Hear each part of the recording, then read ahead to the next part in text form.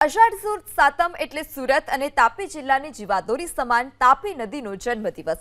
આજે સુરત શહેર અને જિલ્લામાં તાપી માતાના બર્થડેની ઉજવણી કરવામાં આવી।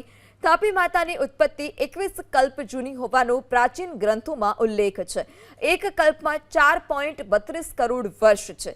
તાપી નદી સુરત સહિત દક્ષિણ ગુજરાતના ખેડૂતો માટે જીવાદોરી સમાન છે। ઉકાઈ ડેમની મહત્વાકાંક્ષા યોજના દક્ષિણ ગુજરાત માટે લાભદાયી છે। ઉકાઈ ડેમ યોજના સુરત, ભરૂચ, તાપી, નવસારી અને વલસાડ જિલ્લામાં સિંચાઈનું અને પીવાનું પાણી પૂરું પાડે છે।